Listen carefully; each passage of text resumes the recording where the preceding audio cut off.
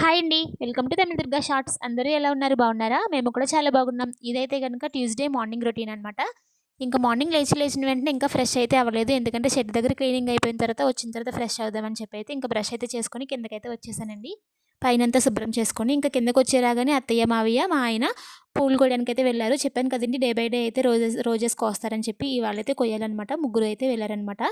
ఇంకా పొయ్యి మీదైతే ఆనపకాయ కూర వేశానండి. ఆనపకాయ, టమాటా అయితే ఉడుకుతుంది. ఇంకా ఈలోపైతే సైడ్‌లో రసం పెట్టేసుకుంటే ఒక పని అయిపోతది కదా అని చెప్పి రసానికి కావాల్సినవన్నీ ప్రిపేర్ చేసుకుంటున్నాను. నేనెప్పుడు కూడా రసం కొంచెం జీలకర్ర, మెంతులు, అలానే మిరియాలు లైట్‌గా దోరగా వేపుకుంటానండి.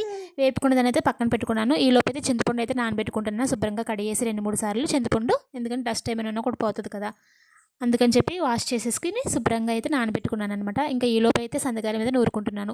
ఎంతమంది ఇలా సంతకాయల్లో నూరి చేస్తారో కామెంట్ సెక్షన్‌లో కామెంట్ చేయండి. నేను చికెన్ కూర వండినా కూడా మసాలా దీని మీదే నూరుతాననమాట. చాలా టేస్ట్‌గా ఉంటదండి కూర కూడా. ఇంకా మిరియాలు, మెంతులు, జీలకర్ర ఫస్ట్ ఇలా నూరేసుకున్న తర్వాత మెత్తగా లాస్ట్‌లో కరివేపాకు రెమ్మలు వేసి కచ్చాపచ్చాగా అయితే దంచుకోవాలనమాట. మరీ మెత్తగా అయితే దంచుకోకూడదు. నేను ఇందులో ఎండుమిరపకాయ వేయడం మర్చిపోయానండి. ఎప్పుడు ఎండుమిరపకాయ కూడా ఇలానే నూరుతాననమాట. ఇంకా పౌడర్ అయితే రెడీ అయిపోయిందండి.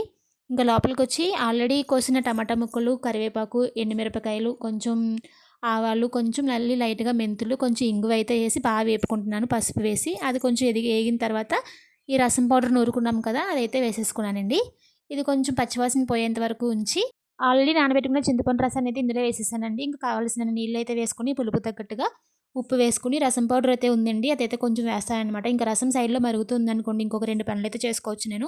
మార్నింగ్ నుంచి టీ అయితే ఏమీ తాగలేదండి. ఇంక పాలున్నాయి మరగబెట్టాలనమాట. ఇంక ఈలోపు నేను చిన్నుకి మార్నింగే తినిపించేసాను ఆనపకాయ కూర వేసి. ఇంక వాడికైతే స్నానం చేయించాలి. నేనైతే షెడ్ దగ్గరికెళ్ళొచ్చిన తర్వాత స్నానం చేస్తాను. మళ్ళీ డస్ట్ అయిపోతది కదా! ప్లీజ్ మీరైతే మన వీడియోని లైక్ చేసి ఛానల్‌ని సబ్స్క్రైబ్ చేసుకోండి. మధ్యాహ్నం వ్లాగ్‌లో అయితే కలుద్దాం. బాయ్.